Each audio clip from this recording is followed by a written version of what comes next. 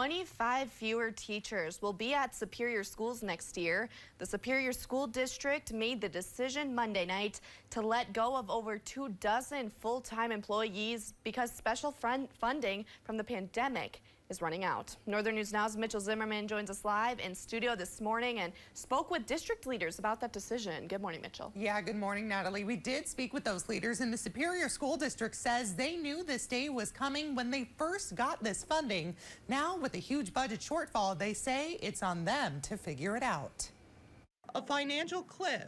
Anytime we have to make reductions in schools, it is a challenge and it has a direct impact on our kids and our families. That most school districts can't avoid. Dr. Amy Starzecki leads the Superior School District. Since 2021, the district, along with many across the country, received elementary and secondary school emergency relief funding, or ESSER funding, to hire more staff and make purchases for students suffering from learning loss. That money was really intended for a few different things. Like I said, one was to address learning loss, one was to address facility upgrades, another one was technology upgrades. Starzecki says with the district getting smaller and higher cost of teacher benefits, there's less money coming into the schools. We're spending more on salaries, benefits, utilities, all of those kinds of things. And the state revenue hasn't kept up with those costs. She's right. The district will see about $5 million disappear when ESSER funds run out.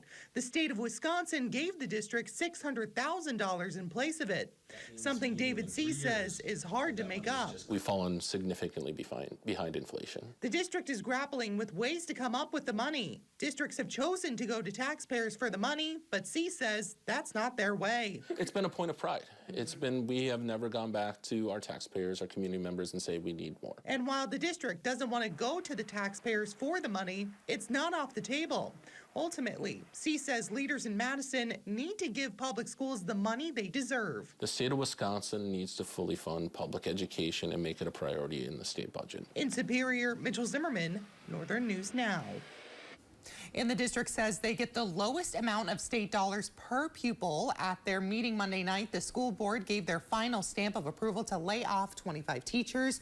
Impacted staff were first notified earlier this month. For more information about the decision, you can head to our website, northernnewsnow.com. Definitely an interesting story, trying to figure out with these budget shortfalls that a lot of schools are dealing with.